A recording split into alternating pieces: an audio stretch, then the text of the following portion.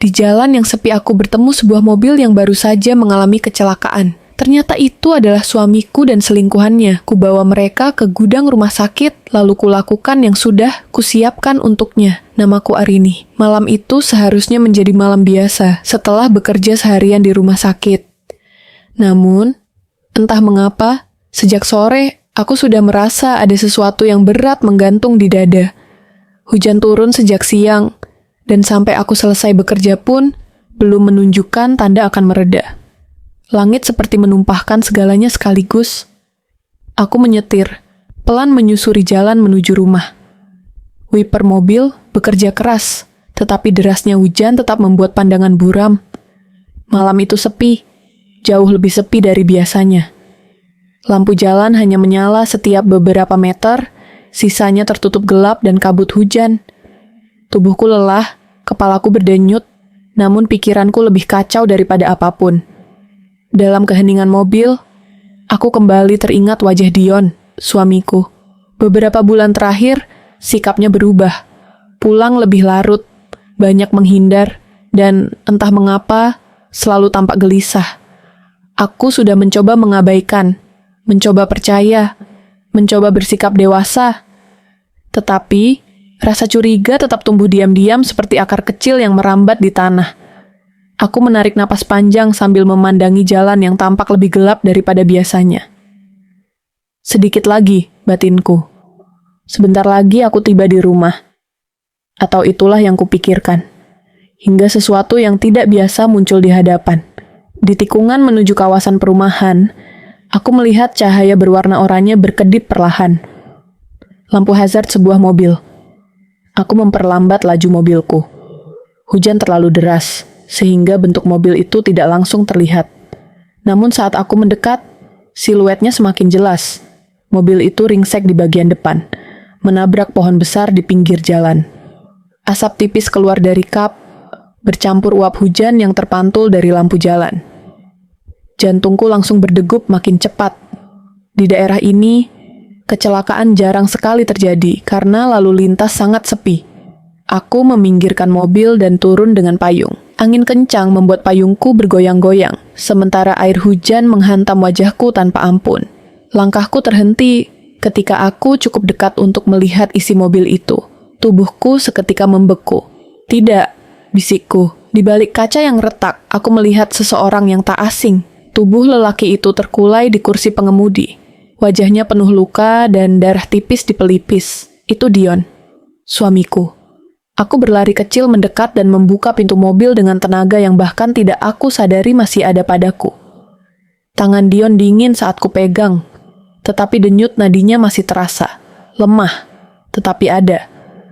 Aku menahan air mata yang mulai mengalir, separuh karena syok, separuh lagi karena sesuatu yang lebih menyakitkan. Di kursi penumpang depan, seorang wanita muda juga terkulai tak sadarkan diri. Rambutnya panjang, wajahnya pucat, dan ada bekas darah di sudut bibirnya. Meski wajahnya setengah tertutup rambut, aku mengenalinya. Dia adalah wanita yang selama ini menjadi mimpi burukku. Wanita yang sering muncul tiba-tiba dalam lamunanku setiap kali Dion pulang terlambat. Wanita yang fotonya pernah kulihat sekilas di ponsel Dion sebelum ia buru-buru menutup layarnya. Wanita yang selalu kuragukan keberadaannya. Dadaku sesak, seolah seluruh udara ditarik paksa keluar dari paru-paruku. Rasanya sakit, namun sekaligus membuatku merasa tidak nyata. Melihat mereka berdua di dalam mobil yang sama, pada malam seburuk ini, membuat seluruh dugaanku yang selama ini kutahan pecah begitu saja. Aku berlutut di samping pintu, tetapi bukan untuk menangis. Ada dorongan lain yang muncul. Kemarahan, kekecewaan, dan luka yang terasa seperti belati yang ditarik perlahan dari hatiku sendiri.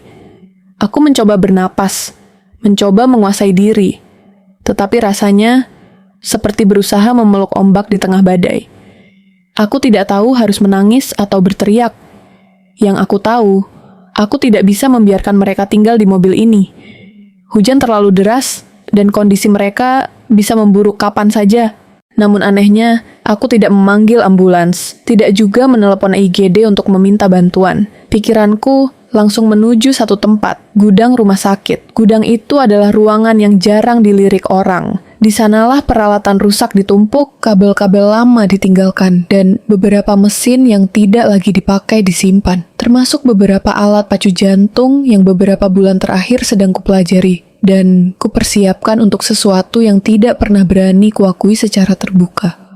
Dan malam itu, entah karena luka atau marah, atau kedua-duanya, aku tahu apa yang akan kulakukan.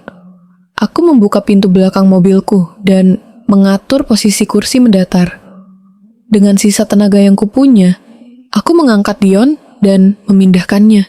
Tubuhnya berat, tetapi rasa marah anehnya memberiku tenaga seperti orang yang kehilangan kesadaran. Setelah Dion, aku kembali ke mobil ringsek itu untuk mengangkat wanita itu. Tubuhnya lebih ringan, tetapi justru membuatku semakin terpukul. Aku menatap wajahnya sebentar. Ada sesuatu yang terasa aneh, seperti aku pernah melihat ciri-ciri wajah itu di masa yang sangat jauh. Namun pikiranku terlalu dipenuhi hal lain untuk memikirkannya. Aku akan membawamu, ucapku, meski aku tidak yakin bicara kepada siapa. Aku menutup pintu mobilku, masuk, dan menyalakan mesin. Tangan di setirku gemetar, tetapi bukan karena hujan atau dingin, melainkan karena sesuatu yang lebih gelap dan lebih dalam dari keduanya. Lampu hazard mobil Dion terus berkedip di belakangku ketika aku mulai bergerak menjauh. Di kaca spion, cahaya oranye itu tampak seperti mata kecil yang menyala, mengawasi, menghakimi, atau mungkin memberi tanda bahwa malam ini tidak akan pernah kulupakan. Aku mengarahkan mobil ke arah rumah sakit. Hujan kian deras. Di dalam mobil hanya ada suara napas Dion yang lemah, dengus kecil wanita itu, dan degup jantungku sendiri yang semakin tak beraturan.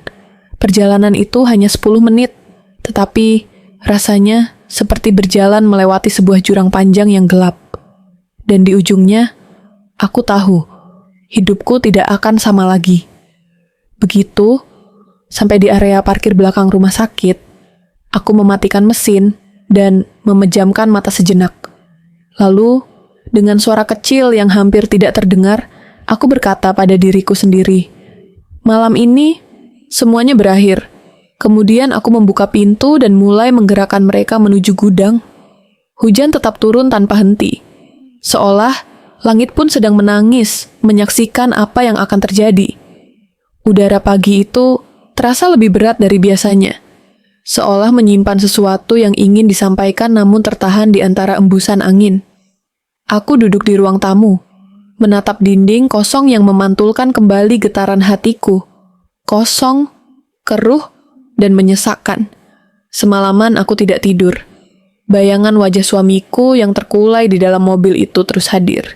Silih berganti dengan kilatan wajah perempuan yang menemaninya. Keduanya setengah sadar, nyaris tak mampu bicara, namun cukup untuk membuatku mengerti betapa lama aku telah dibohongi.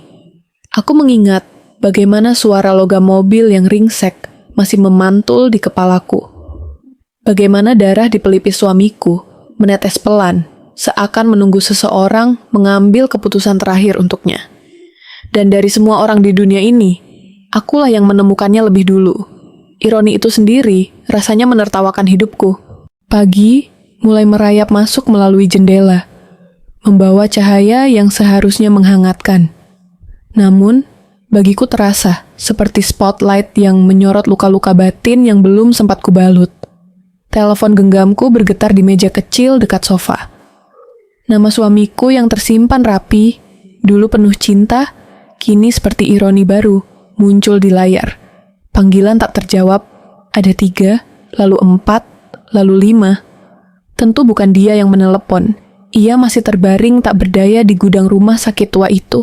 Seseorang lain yang gelisah karena suamiku tidak pulang semalaman sedang mencoba menghubunginya. Entah itu keluarga, kolega kantor, atau dia, perempuan itu. Aku membiarkannya berdering tanpa niat untuk menjawab. Biarlah dunia di luar sana sibuk menebak, sementara aku menjaga jarak dari segala bentuk suara yang bisa mengguncang ketenanganku yang tersisa. Ada beban yang harus kupastikan tetap kukunci rapat-rapat hari ini. Aku bangkit dari sofa, berjalan menuju dapur dengan langkah berat. Setiap gerakan terasa seperti menarik diri melewati lumpur pekat. Kutuang segelas air, berharap kesibukan kecil itu dapat meredakan riuh pikiranku. Namun saat gelas menempel di bibir, aku merasakan tangan kiriku bergetar halus. Guncangan itu bukan sekadar kelelahan. Itu adalah gema dari keputusan yang telah kuambil semalam. Keputusan yang tak bisa ditarik kembali. Gudang itu masih menunggu, dan mereka juga. Aku duduk kembali di meja makan, menatap laptop yang sudah terbuka sejak malam. Di sana, tersimpan ratusan halaman catatan medis, skema peralatan rumah sakit, termasuk detail spesifik tentang alat pacu jantung. Alat yang seharusnya menyelamatkan nyawa, namun bisa menjadi alat penghenti hidup bila digunakan pada orang yang tidak tepat, atau pada orang yang tepat, dengan tujuan yang kelam. Aku mempelajarinya selama berminggu-minggu, bukan karena ingin melukai siapapun. Bukan itu niat awalnya. Keinginanku hanya satu, memahami bagaimana rasa sakit bekerja, bagaimana tubuh bisa menyerah, bagaimana batas antara hidup dan mati hanya dipisahkan oleh rangkaian impuls listrik. Aku pernah bercita-cita menjadi dokter sebelum hidup mengarahkanku ke jalur lain.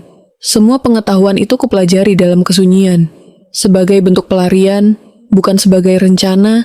Namun malam itu, semua pengetahuan itu berubah fungsi. Pikiran itu kembali menghampiri. Apakah aku sudah melangkah terlalu jauh? Pertanyaan itu mengambang seperti kabut yang enggan menghilang. Tapi satu hal juga tak kalah jelas. Pengkhianatan suamiku bagai lubang hitam yang menelan nalar dan kesabaranku sekaligus. Kursi kayu bergeser ketika aku berdiri. Panggilan telepon kembali bergetar. Kali ini dari nomor lain. Aku memejamkan mata sejenak, menenangkan diri. Aku tahu dunia luar akan terus mencoba masuk sebelum aku siap membuka pintunya. Namun hari ini, pintu itu belum boleh terbuka. Kutarik mantel tipis dari gantungan pakaian. Hari ini aku harus kembali ke gudang itu, bukan untuk melakukan sesuatu yang gegabah, tetapi memastikan segalanya tetap terkendali. Mereka berdua belum sadar sepenuhnya ketika aku tinggalkan semalam, dan aku perlu memastikan kondisi mereka, atau memastikan rencanaku tidak menyimpang ke arah yang tidak kuinginkan. Saat aku keluar rumah, udara pagi terasa dingin di kulit. Langit mendung menunggu pecah, seolah tahu apa yang menggantung di pikiranku. Aku berjalan menuju mobilku, membuka pintu dengan hati-hati, lalu duduk sambil menghirup napas panjang. Perjalanan menuju rumah sakit terasa seperti melintasi jalanan asing yang tidak kukenali. Mungkin karena pikiranku terlalu penuh, atau karena dunia memang terasa berbeda setelah seseorang mengkhianatimu dengan begitu sengit. Hingga dunia yang kamu kenal runtuh tanpa suara. Mobil-mobil lewat tanpa peduli. Sementara aku merasa seperti satu-satunya orang yang membawa rahasia besar di antara keramaian kota. Ketika sampai di area belakang rumah sakit, aku memarkir mobil di sudut yang jarang terjamah orang. Lokasi itu memang hampir tak pernah dipakai, kecuali untuk mengangkut barang-barang lama. Gudang tua berdiri beberapa meter dari sana. Bangunannya kusam, catnya terkelupas, dan pintunya terlihat rapuh. Seakan tak ada seorang pun menduga bahwa di dalamnya, dua manusia sedang terbaring dalam balutan kesunyian yang berat. Aku membuka pintu gudang dengan perlahan. Aroma lembab menyambutku. Lampu portabel yang kutinggalkan semalam masih menyala, menerangi dua tubuh yang berbaring di atas kasur lipat tua, suamiku dan perempuan itu. Napas mereka teratur, meski lemah. Luka-luka akibat kecelakaan tampak jelas, namun bukan itu yang menyakitiku. Yang menyakitkan adalah bagaimana mereka berdua berada di mobil itu, bersama, di malam yang seharusnya menjadi malam kepulangannya ke rumah. Aku mendekat. Suamiku terlihat lebih stabil daripada perempuan itu. Ada perban kecil di pelipisnya, yang kupasang semalam sebelum memindahkan mereka. Entah karena naluri lamaku sebagai seseorang yang terbiasa menolong, Atau karena ada bagian kecil dari diriku yang masih belum sanggup menghancurkan seseorang tanpa memberi kesempatan bernapas lebih lama. Aku duduk di kursi kecil, menatap mereka bergantian. Pikiranku penuh suara, namun hatiku hening. Terlalu hening. Tiba-tiba, suamiku bergerak pelan. Matanya terbuka sedikit, ia menatapku. Bingung, seperti anak kecil yang baru terbangun dari mimpi buruk. "Rani," suaranya serak. Hampir tak terdengar. Aku tidak menjawab, hanya diam menatapnya. Ia mencoba bangun, namun rasa sakit membuatnya kembali terjatuh. "Di mana kita?" Jawaban itu tidak langsung keluar dari mulutku. Aku ingin memastikan ia benar-benar sadar. Detik-detik menunggu itu terasa panjang. Akhirnya aku berkata pelan, "Kau selamat. Itu cukup untuk sekarang." Ia berusaha memaknai kata-kataku, namun kesadarannya belum sepenuhnya kembali. Aku melihat bayangan ketakutan kecil muncul di matanya, seolah ia ingat potongan kejadian semalam. Namun ia belum sepenuhnya mengerti di mana ia berada, atau dengan siapa. Perempuan di sampingnya masih tak bergerak. Nafasnya cepat, namun dangkal. Detak jantungnya bisa kudengar dari jarak dekat, karena alat pacu jantung darurat yang kupasang bekerja dengan ritme aneh. Ritme yang sengaja kuubah sedikit dari standar normal. Tidak cukup untuk membunuhnya. Tidak sekarang. Hanya cukup untuk membuatnya tetap berada di batas antara sadar dan pingsan. Suamiku menatap ke arah perempuan itu, lalu kembali menatapku. Ada ketegangan baru dalam dirinya. "Rani, apa yang terjadi?" Aku menarik napas panjang. Aku bisa merasakan lamunanku terbelah antara amarah dan kehancuran. Suaraku keluar dengan tenang, tanpa getaran. "Kau akan tahu, tapi tidak hari ini." Ia memejamkan mata. Entah karena lelah atau takut, aku bangkit, melangkah ke meja kecil, tempat perlengkapan medis berada. Peralatan yang kupilih dengan cermat, disusun seperti sedang menunggu keputusan besar. Alat pacu jantung portabel itu tergeletak di sana. Sederhana, dingin, siap menjadi malaikat penyelamat. Atau algojo yang bekerja tanpa suara. Tanganku menyentuh permukaannya. Benda itu dingin, terlalu dingin. Mungkin seperti hatiku sekarang. Suamiku memperhatikanku dari tempatnya berbaring. Aku bisa merasakan kecemasannya, meski ia tak mengatakan apapun. Kutatap kembali wajah mereka berdua. Untuk sesaat, aku merasakan sesuatu yang lebih rumit dari sekadar dendam. Sesuatu yang menyerupai keheningan panjang sebelum badai pecah. Aku mendekat, dan dengan suara pelan namun tegas, aku berkata, "Ini baru permulaan." Gudang tua itu terasa semakin sempit pagi ini, seolah dindingnya merapat sedikit lebih dekat, menekan udara yang tersisa, hingga setiap embusan napas terdengar lebih jelas daripada seharusnya. Suamiku masih terbaring lemah, sementara perempuan itu, selingkuhannya, tetap tidak bergerak. Hanya sesekali mengerang pelan saat alat pacu jantung darurat memberi sentakan halus pada tubuhnya. Ritme alat itu masih seperti semalam, sedikit meleset dari standar. Cukup untuk membuatnya tetap berada dalam ambang antara sadar dan tidak. Aku berdiri tegak di dekat mereka, merasakan tatapan suamiku yang mulai pulih, tetapi belum sepenuhnya kuat menghadapi kenyataan. Ada campuran bingung, takut, dan rasa bersalah yang samar-samar muncul di wajahnya. Namun apapun yang ia coba sembunyikan, tidak ada yang lebih kuat dari kesunyian yang menyelubungi kami bertiga. "Rani," suaranya pelan, seperti seseorang yang takut memecahkan kaca tipis. Aku tidak langsung menoleh. Aku sedang menata beberapa peralatan di atas meja. Jarum suntik kecil, kapas alkohol, dan 2 baterai cadangan alat pacu jantung. Gerakan itu bukan ancaman, lebih seperti persiapan.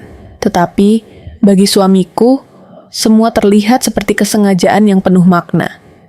Ketika aku akhirnya menatapnya, ia langsung menunduk, seperti seseorang yang baru saja tertangkap berbohong. Padahal, kenyataannya ia memang tertangkap, meski bukan oleh tangan orang lain, melainkan oleh nasib yang memilih jalur aneh, hingga akhirnya aku yang menemukan mereka di jalan gelap malam itu. "Berapa lama kami di sini?" tanya suamiku, masih dengan suara serak. Kalian tiba semalam, jawabku tenang. Dan kalian masih hidup. Itu sudah lebih dari cukup. Ia menelan ludah. Raut wajahnya menegang. Ia tahu ada sesuatu yang tidak biasa pada nada suaraku. Tetapi, ia terlalu lemah untuk melakukan apapun selain menatapku dari jarak yang terasa sangat jauh. Aku menggeser kursi, duduk tepat di hadapannya. Untuk sesaat, aku hanya menatapnya tanpa kata-kata, membiarkan hening bekerja sebagai pisau yang tidak memerlukan ujung tajam. Hening, bagi seseorang yang menyimpan rahasia, jauh lebih mematikan daripada pertanyaan. Akhirnya ia berkata, "Apa yang kau lakukan pada kami?" Sederhana, lugu, dan naif. "Aku menyelamatkan kalian," jawabku. "Kalian bisa saja tewas di dalam mobil itu." Suamiku menatapku lebih lama kali ini. Ada syok yang merayap, seolah ia baru mengingat sesuatu yang lebih penting daripada luka di tubuhnya. "Kau yang menemukan kami?" Aku mengangguk pelan. Ia memejamkan mata. "Tuhan, Rani, seharusnya kau memanggil ambulans, bukan memindahkan kami ke tempat seperti ini. Gudang itu, dinding lembabnya, lantai dinginnya, aroma karat dan peralatan usang, memang bukan tempat bagi dua orang yang baru mengalami kecelakaan. Tapi mungkin justru disinilah mereka pantas berada. Kau tak perlu khawatir, kataku. Semua yang kalian butuhkan ada di sini. Peralatan medis darurat, listrik, bahkan alat pacu jantung untuknya. Aku menunjuk perempuan itu. Suamiku menatap alat tersebut dengan pandangan ngeri. Bukan karena ia tahu apa yang kulakukan, tapi karena ia sadar aku tahu cara menggunakannya. Ia tahu aku mempelajari hal-hal medis sejak lama. Ia tahu aku punya ketertarikan terhadap hal-hal yang sebagian orang anggap terlalu rumit untuk dipelajari tanpa tujuan. Namun ia tidak tahu mengapa aku mempelajarinya. Dan sekarang, ia pasti mulai menebak-nebak. Aku berdiri, mendekati perempuan itu. Rambutnya terurai berantakan, wajahnya pucat, dan detak jantungnya tersentak setiap beberapa detik oleh alat portabel yang kupasangkan semalam. Tubuhnya menggeliat kecil, seolah berusaha melarikan diri dari mimpi buruk, padahal ia belum memasuki yang sebenarnya. Aku mengusap pelan bagian tangannya, bukan dengan kelembutan, tetapi dengan pengamatan seorang yang sedang menghitung sesuatu di dalam kepala. "Dia masih bernapas," kataku tanpa ekspresi. "Itu pertanda baik." Suamiku menggertakkan gigi. "Apa maksudmu berbicara seperti itu?" Aku berpaling, menatapnya lurus. Tatapanku tidak tinggi, tidak juga keras. Hanya datar. Dan datar terkadang lebih menakutkan. "Kau benar-benar ingin bertanya hal itu padaku?" Ia terdiam. Pelan-pelan, aku berjalan kembali ke meja. Kupungut salah satu baterai cadangan alat pacu jantung. Kubolak-balik di tangan. Benda sekecil itu bisa menghidupkan seseorang atau membuat jantungnya bekerja di luar ritme hingga menyerah. "Baterai ini butuh diganti setiap beberapa jam," kataku sambil menatapnya. "Kalau tidak, alatnya berhenti bekerja." Suamiku menegang. Aku bisa mendengar napasnya berubah, lebih cepat dari tadi. "Rani, kau tidak mungkin melakukan sesuatu seperti itu. Kau yakin?" Tanyaku pelan. Pertanyaan itu menggantung lama di udara. Lama hingga suara alat pacu jantung menjadi satu-satunya ritme di ruangan. Aku melangkah pelan, mendekati suamiku. Ia mencoba menjauh, tapi tubuhnya terlalu lemah. Ketika aku sampai di sisinya, aku menunduk sedikit, cukup dekat untuk melihat matanya yang mulai bergetar. "Aku ingin tahu sesuatu," kataku. "Sudah berapa lama kau mengkhianatiku?" Ia terdiam. Tidak ada kata keluar. Hanya diam yang menciptakan garis tipis antara rasa bersalah dan ketakutan. Aku menunggu. 1 menit, 2 menit. Hening itu hampir seperti hukuman tambahan. Akhirnya ia berkata, sangat pelan, "Beberapa bulan." Aku mengangguk sekali, tanpa amarah, tanpa air mata. Dengan dia, aku menoleh sebentar ke perempuan itu. Suamiku menunduk. Itu sudah cukup sebagai jawaban. Aku berdiri kembali, mengambil jarak. Ada sesuatu yang berubah dalam diriku. Bukan kemarahan, bukan dendam yang membara. Lebih seperti kelelahan yang panjang. Seperti seseorang yang sudah terlalu sering berkorban, lalu akhirnya menemukan bahwa pengorbanan itu tidak berarti apapun bagi orang yang seharusnya menjaganya. Kau ingin tahu hal yang lucu? Tanyaku pelan. Suamiku menatapku, ketakutan. Aku bukan ingin membunuh kalian. Aku berhenti sejenak. Setidaknya, tidak pada awalnya. Ia ternganga. Wajahnya memucat. Aku bisa melihat pikirannya berlari, mencoba memahami apa yang tersembunyi dalam kalimat itu. Rani, ku mohon, jangan lakukan ini. Aku mengangkat tangan, memberi isyarat agar ia diam. Aku belum selesai.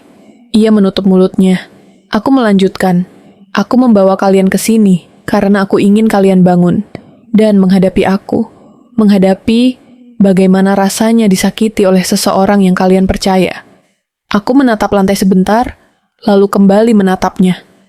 Tetapi ketika aku melihat kalian semalam, ketika aku melihat bagaimana kalian saling berpegangan bahkan dalam keadaan sekarat, aku menyadari sesuatu. Sesuatu di wajah suamiku berubah. Ia menunggu kata-kataku dengan napas tertahan. Bahwa aku tidak pernah menjadi bagian dari dunia kalian sejak lama. Aku berjalan ke meja, meletakkan baterai cadangan. Suaraku tetap tenang, namun ada ketegasan yang membuat ruangan seperti menahan udara. Jadi hari ini, aku hanya ingin melihat satu hal. Suamiku menelan ludah. Apa yang ingin kau lihat? Aku menoleh. Tatapan kami bertemu. Siapa yang benar-benar ingin hidup? Ia terdiam. Matanya membesar. Dan sebelum ia sempat membalas, perempuan itu tiba-tiba menggeliat kuat, merintih lebih keras. Alat pacu jantungnya mengeluarkan bunyi tidak normal. Suamiku panik. Rani, alatnya. Dia bisa mati. Aku menatap mereka tanpa bergerak. Bunyi alat itu semakin tak stabil. Suamiku memohon. Perempuan itu merontak kecil. Dan aku hanya berdiri di sana dengan kalimat yang bergema pelan di kepalaku. Ini bukan akhir. Ini baru ujian pertamanya. Bunyi alat pacu jantung itu seperti palu kecil yang memukul bagian dalam kepalaku berulang-ulang. Irama yang seharusnya stabil, kini terdengar kacau, naik turun seperti orang yang sedang terjebak antara hidup dan mati. Cahaya kecil pada mesin itu berkedip tak beraturan, menebarkan bayangan aneh pada dinding gudang yang lembab. Suamiku, Dion, mencoba bangkit, tapi lengannya gemetar hebat. Ia masih terlalu lemah, namun ketakutannya membuatnya berusaha memaksakan tubuhnya sendiri. Wajahnya pucat, keringat dingin mulai terlihat, dan napasnya tersengal. Ia tidak memikirkan dirinya. Ia menatap perempuan itu, yang kupikir sebagai selingkuhannya, dengan ketakutan seperti seseorang yang berusaha melindungi sesuatu yang jauh lebih rapuh daripada dirinya sendiri. Rani, tolong, ucapnya dengan suara serak. Dia bisa henti napas kalau alat itu gagal. Aku berdiri beberapa langkah darinya, tidak bergerak, hanya diam, mengamati. Aku tahu, jawabku tenang. Kalau begitu, tapi kau tidak tahu apa yang aku ketahui. Dion terdiam. Ia menatapku, mencari sesuatu di mataku, mencari sisa empati yang mungkin masih tersisa. Ia tidak menemukannya. Hanya ketenangan yang terlalu jernih, terlalu dalam, dan terlalu dingin untuk dimengerti oleh seseorang yang baru saja kehilangan semua kendali atas hidupnya. Aku melangkah mendekati perempuan itu. Tubuhnya menggeliat, bibirnya getar, dan matanya tertutup rapat, seolah ia terjebak dalam mimpi buruk yang tak memiliki pintu keluar. Tanganku meraih modul kecil yang mengatur tegangan listrik ke alat pacu jantung. Aku membolak-balikkan komponen itu, memeriksa setiap bagian dengan ketelitian seorang teknisi yang terbiasa hidup dalam dunia logika dan fungsi. Denyutnya turun, gumamku. Dion menelan ludah. Rani, ku mohon. Dia tidak bersalah. Dia hanya... Aku mengangkat tangan, meminta ia diam. Aku belum bilang apa-apa, kataku. Dia terhenti. Aku menatap layar kecil pada alat pacu jantung itu. Titik-titik grafiknya turun naik tak stabil. Ritmenya masih ada, tapi tersendat. Jika dibiarkan, alat itu mungkin berhenti dalam 1 atau 2 menit. Mungkin kurang, mungkin lebih. Kematian jarang memberi kepastian waktu. Hidup adalah tentang pilihan, ucapku tanpa menatap suamiku. Termasuk bagaimana seseorang menerima konsekuensi dari pilihannya. Dia tidak memilih apa-apa. Dion hampir berteriak. Akulah yang bersalah. Aku tahu itu. Tapi dia tidak pernah bermaksud menghancurkan rumah tangga kita. Aku perlahan menoleh. Tatapannya runtuh ketika melihat mataku. Bukan karena marah, justru sebaliknya. Karena ia tidak menemukan amarah. Yang ia lihat hanyalah pemahaman yang terlalu tenang. Seperti seseorang yang sudah memahami segalanya lebih jauh daripada yang bisa ia bayangkan. Kalau begitu kenapa kalian berada di mobil yang sama? Malam-malam, di jalan sunyi itu, tanyaku pelan. Dion membuka mulut, lalu menutupnya kembali. Ia tampak kebingungan antara ingin menjelaskan atau menyerah saja. Itu bukan seperti yang kau pikir, Rani, katanya akhirnya. Aku tidak sedang bersamanya untuk alasan itu. Aku mengangkat alis sedikit. Lalu untuk alasan apa? Ia terdiam. Kedua tangannya mencengkeram tepi kasur kecil di bawah tubuhnya. Aku tahu ia berbohong. Atau berusaha menutupi sesuatu. Ada jeda panjang dalam setiap kalimatnya. Jeda yang biasanya hanya muncul ketika seseorang sedang memilih mana kebenaran yang paling aman untuk disampaikan. Aku kembali menatap perempuan itu. Nafasnya menjadi lebih pendek.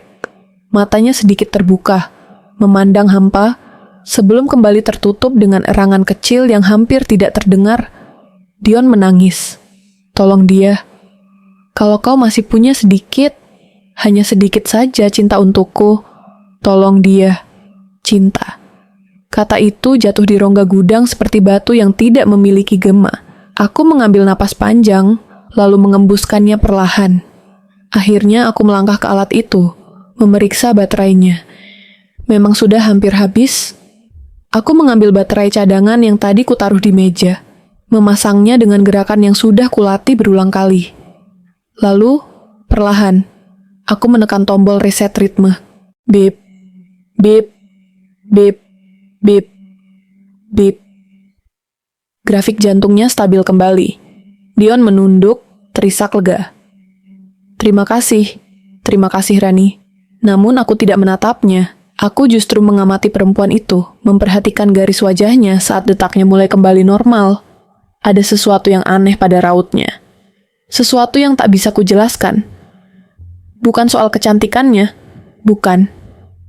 Wajah itu seperti bayangan masa lalu. Sesuatu bergetar dalam dadaku. Bukan amarah, bukan ketakutan.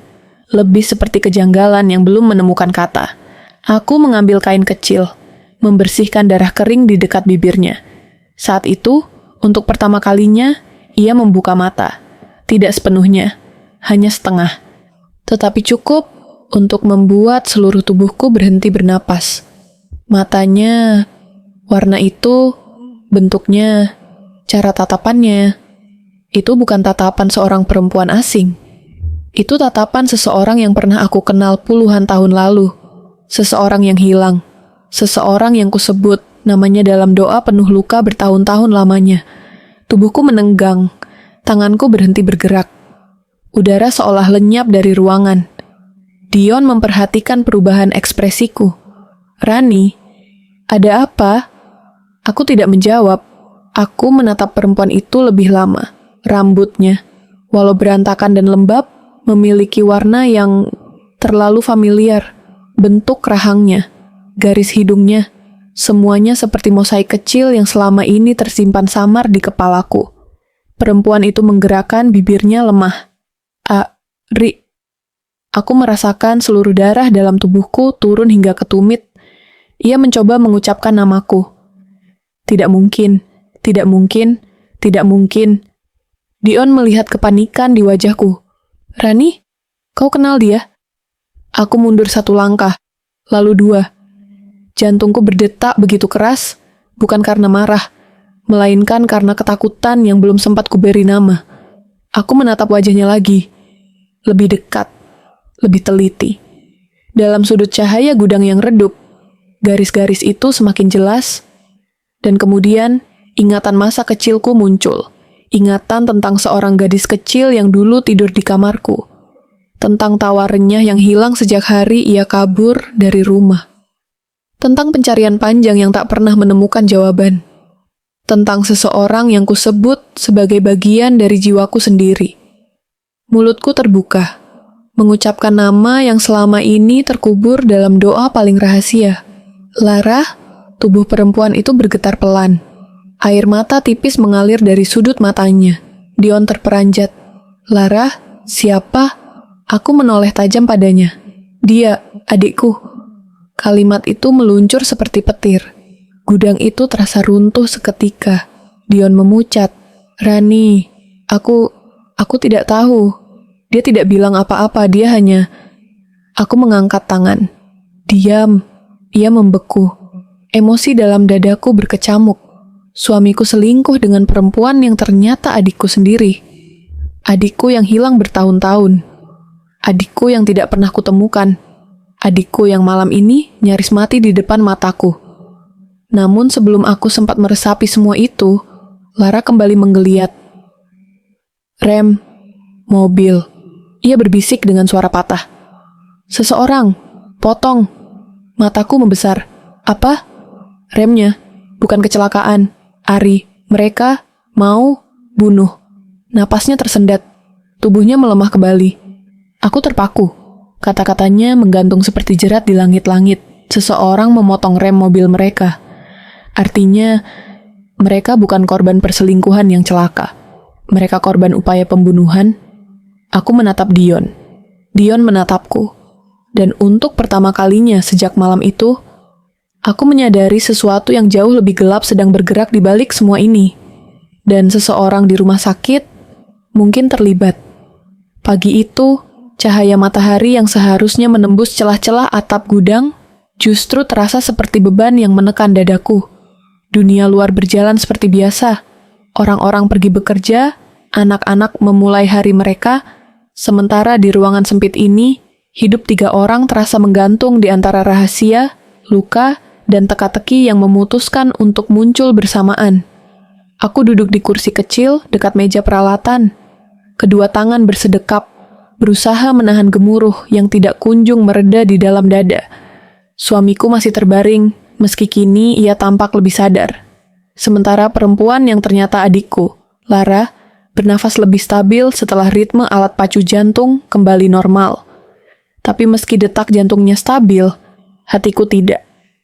Adikku, selingkuhan suamiku, korban percobaan pembunuhan. Bagaimana mungkin ketiganya adalah orang yang sama? Suamiku memandangku dari kasurnya. Tatapannya penuh rasa bersalah, tetapi juga penuh pertanyaan yang tidak berani ia ucapkan. Rani, aku sungguh tidak tahu kalau dia... Dion berhenti, menelan ludah. Kalau dia adikmu. Aku mengangguk pelan. Aku percaya. Dion tampak terkejut aku tidak meledak. Namun bukan karena aku menerima semuanya begitu saja. Aku hanya terlalu lelah. Terlalu banyak yang harus kupikirkan sebelum memuntahkan amarah pada orang yang bahkan mungkin tidak bertanggung jawab untuk peristiwa terburuk dalam hidupnya. Tapi yang perlu kita pikirkan sekarang bukan itu. Lanjutku. Dion mengerutkan dahi. Lalu apa? Aku menatap alat pacu jantung di dada Lara. Mesin kecil itu berkedip pelan, seolah menyimpan sesuatu yang jauh lebih penting daripada sekadar menjaga hidup satu orang. Rem mobilnya dipotong. Suaraku terdengar lebih rendah dari yang kubayangkan. Dion tampak pucat. Itu tidak masuk akal. Siapa yang akan? Dia mengatakan seseorang ingin membunuh mereka. Potongku. Dan yang lebih mengerikan, itu berarti ada orang yang memonitor mereka. Ada orang yang tahu kemana mereka pergi malam itu. Ada orang yang tahu mobil mana yang akan mereka pakai. Dion menggigil. Jadi kau pikir orang itu dari rumah sakit? Aku terdiam sejenak. Napasku terasa berat. Aku tidak tahu, jawabku akhirnya. Tapi kemungkinan itu terlalu besar untuk diabaikan. Dion memejamkan mata, sementara tangannya mengepal di ujung kasur. "Rani, aku tidak bisa berbohong," katanya lirih. "Aku memang melakukan sesuatu yang salah, tapi aku tidak pernah bermaksud bahaya seperti ini." Aku menatapnya. "Aku tahu, Dion.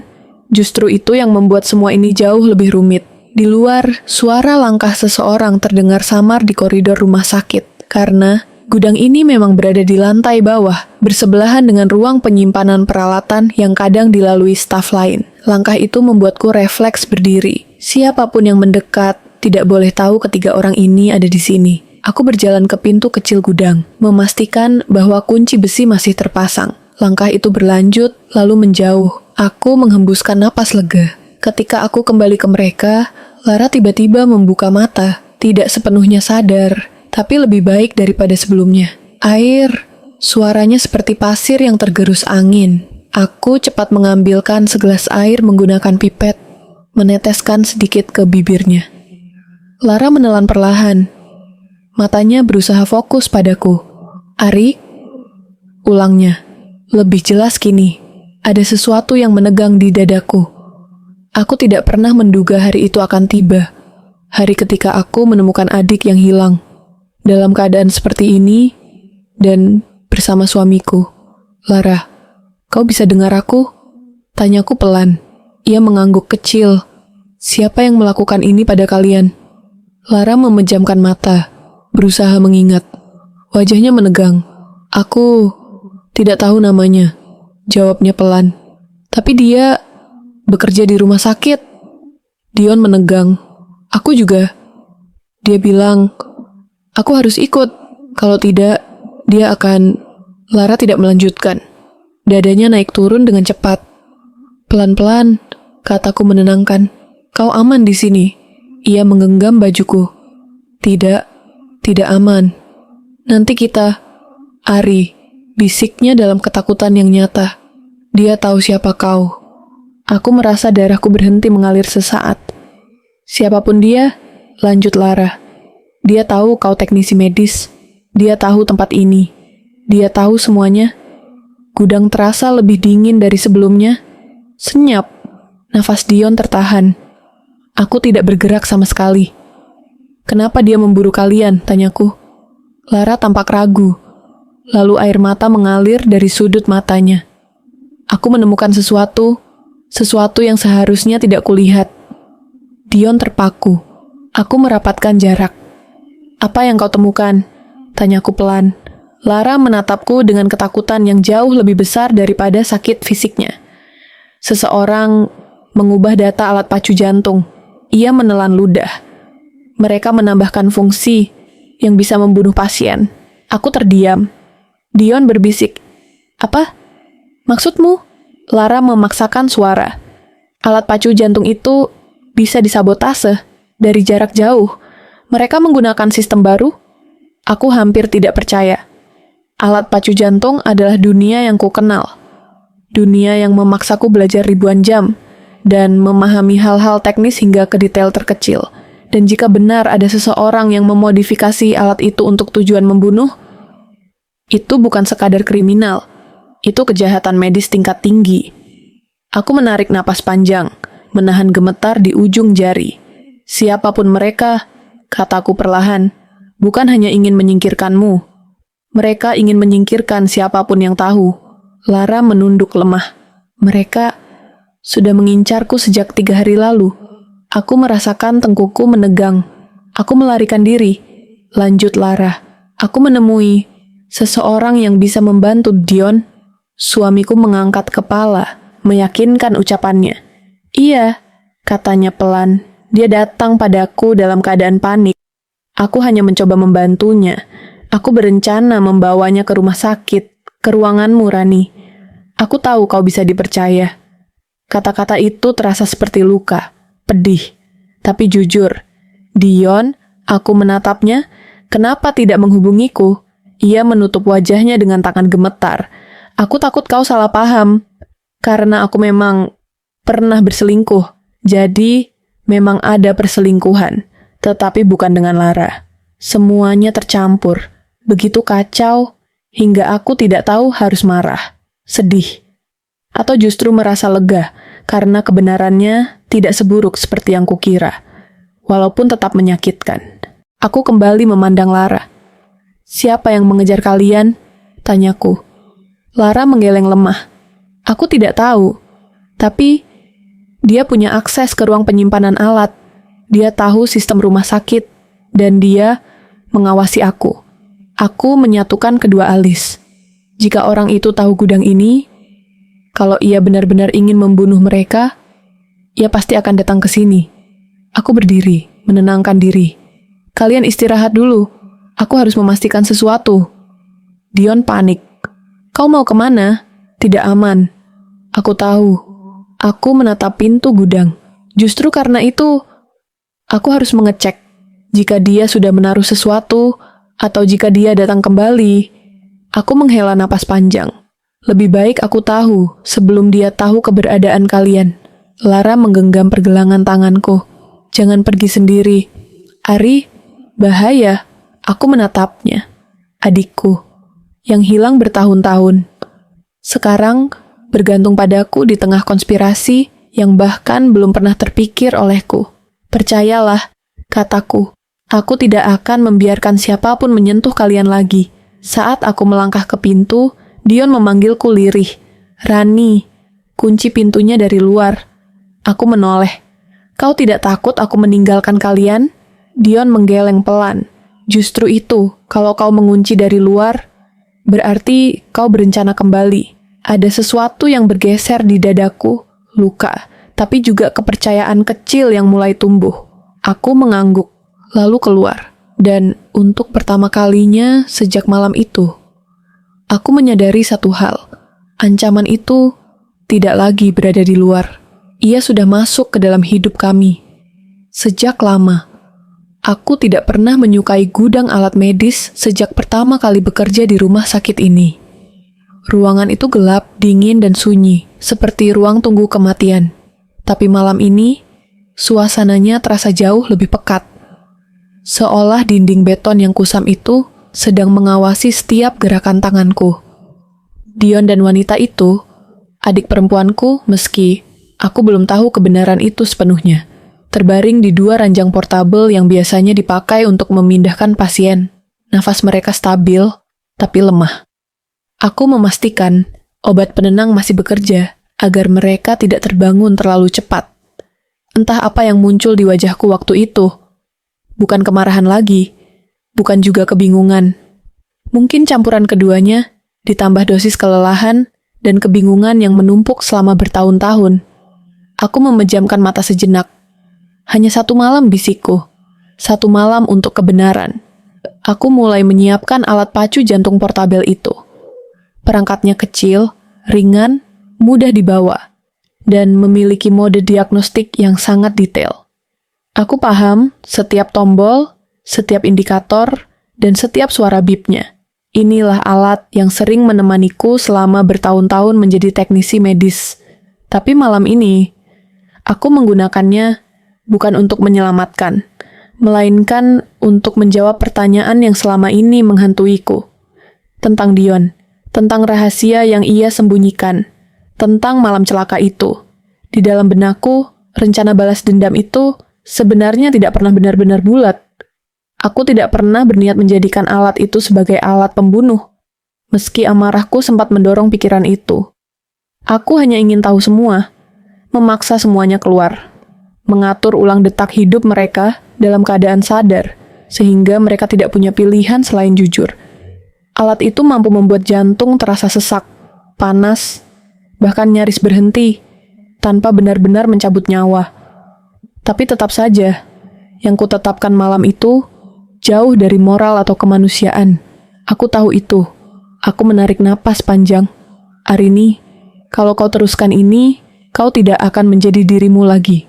Tapi suara itu tenggelam oleh satu kalimat lain yang jauh lebih keras. Aku berhak tahu. Lampu neon di langit-langit berkedip pelan. Gudang yang dingin itu kini penuh suara. Denting logam alat, gesekan troli, dan jantungku sendiri yang entah mengapa berdetak 2 kali lebih cepat dari biasanya. Ketika aku menurunkan elektroda ke dada Dion, tanganku sempat bergetar. Aku menyentuh kulitnya yang dingin karena udara gudang, bukan dingin orang yang sudah mati, tapi dingin yang membuatku sadar bahwa ia masih hidup, dan aku bisa kehilangan kesempatan untuk bertanya kalau aku terus ragu. "Bangunlah, Dion," bisikku lirih.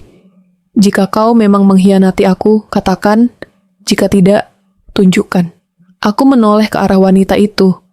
Rambutnya sebagian menutupi wajah. Ada sesuatu pada garis wajahnya yang terasa familiar. Mungkin hanya kebetulan.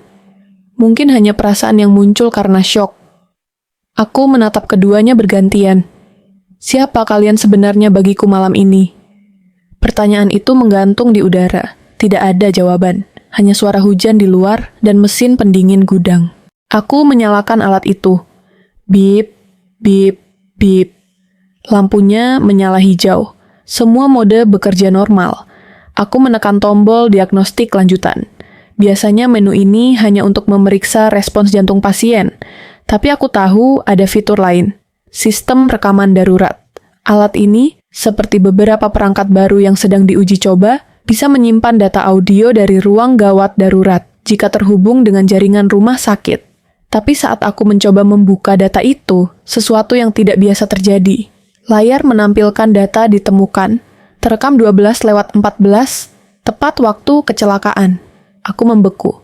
Kenapa alat pacu jantung portable seperti ini punya rekaman dari mobil Dion? Kecuali seseorang sebelumnya menghubungkannya. Atau dia memang membawanya karena keadaan darurat tertentu. Tanganku bergerak lambat, menekan tombol putar. Di dalam ruangan yang sunyi itu, suara dari rekaman kecil tersebut terdengar pecah, tapi jelas. Suara perempuan memohon, "Dion, tolong, aku tidak bisa bernapas, jantungku." Lalu suara Dion, terburu-buru dan panik. "Tenang, aku bawa kamu ke rumah sakit. Bertahan sedikit lagi, Arini bisa menolongmu." Aku merasakan seluruh tubuhku dingin. Aku tidak bisa. "Arini, kakakku harus tahu aku masih hidup. Aku ingin bertemu dia." Suara itu terhenti oleh benturan keras. Suara kecelakaan. Aku menutup mulut dengan tangan. Tangisku keluar begitu saja. Tanpa izin. Tidak. Ini tidak mungkin. Aku memutar rekaman itu berkali-kali. Kata-kata, "Arini, kakakku." Terus mengiang di kepala. Menghantam satu persatu tembok prasangka yang selama ini kubangun. Jika itu benar, jika wanita itu memang adikku, kenapa Dion tidak pernah mengatakan apa-apa? Kenapa ia tampak menjauh dariku selama ini? Apakah ia menyimpannya untuk kejutan? Atau justru mencoba melindungi adikku dari sesuatu? Pikiran itu menyeretku pada satu kemungkinan lain, kemungkinan yang lebih gelap. Bagaimana jika kecelakaan itu bukan kecelakaan? Aku menatap layar alat itu kembali. Ada feel lain, log mekanis, potensi tampering. Ini adalah laporan internal yang hanya muncul jika alat mendeteksi perubahan sistem pada perangkat lain yang terhubung di sekitar kejadian. Perubahan ini tidak wajar. Seolah ada seseorang yang mencoba mengakses sistem alat pacu lain. Seolah ada seseorang yang sedang menguji alat itu untuk sesuatu yang lebih berbahaya. Aku mulai menyatukan potongan-potongan kecil itu. Dion panik. Ia membawa adikku ke rumah sakit. Rem mobilnya rusak.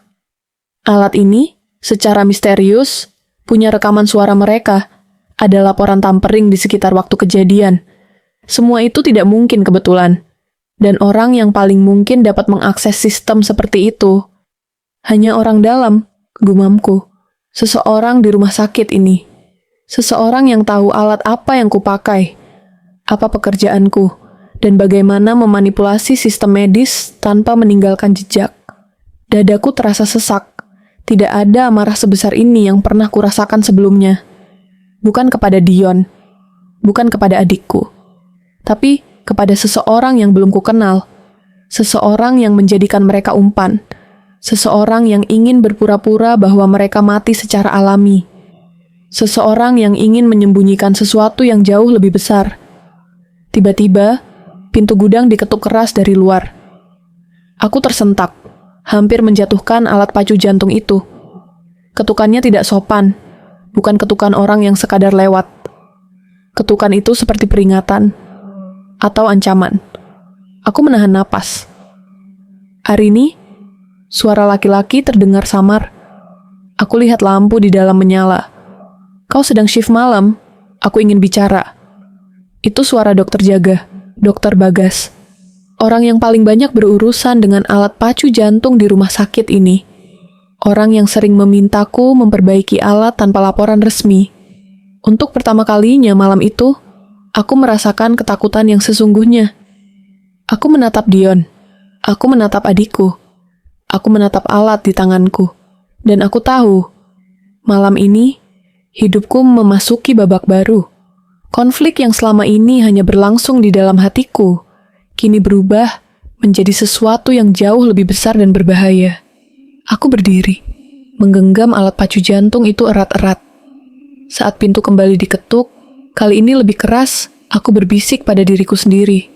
Jika ini perang, aku tidak bisa mundur lagi. Ketukan di pintu itu terdengar lagi. Kali ini lebih keras, lebih menuntut, seolah siapapun yang berada di luar sana tidak ingin menunggu jawaban. Dadaku berdegup begitu kuat, hingga hampir menenggelamkan suara hujan di luar gudang yang bergemuruh seperti langit sedang diaduk. Aku menatap pintu itu tanpa berkedip, mencoba membaca niat di balik suara yang memanggil namaku. Arini, kau di dalam? Suara Dokter Bagas kembali memanggil. Tanganku refleks menutupi tubuh Dion dan adikku dengan kain putih besar. Menutupi mereka semampu yang aku bisa. Aku menyimpan alat pacu jantung itu ke balik jas kerjaku. Gugup memang, tapi ada dorongan lain dalam diriku malam itu. Dorongan untuk bertahan, untuk tidak lagi menjadi korban cerita orang lain. Aku melangkah ke pintu, menahan napas, lalu membukanya sedikit. Dokter Bagas berdiri di depan pintu, wajahnya basah oleh hujan dan keringat, seperti seseorang yang sedang mengejar sesuatu yang tidak boleh lolos. Matanya setengah terkejut melihatku yang ternyata benar-benar ada di dalam. Kenapa gelap sekali? Ia bertanya, melirik ke dalam gudang yang hanya diterangi satu lampu neon berkedip. Aku tersenyum kecil, mencoba tenang, sedang memeriksa alat. Ada laporan error tadi siang. Ia mengangguk, tapi ekspresinya tidak benar-benar menerima jawaban itu. Ada sorot curiga yang tidak bisa ia sembunyikan. Lalu pandangannya bergerak, turun, perlahan, tepat mengarah ke selimut putih besar di belakangku. Jantungku seperti dihantam palu. Apa itu? Tanyanya, suaranya turun setingkat lebih rendah. Aku menutup pintu sedikit, menghalangi pandangannya. Hanya peralatan rusak, tidak ada yang penting. Ia tersenyum, senyum yang aneh. Senyum yang bukan milik seseorang yang sekadar ingin mengecek ruangan.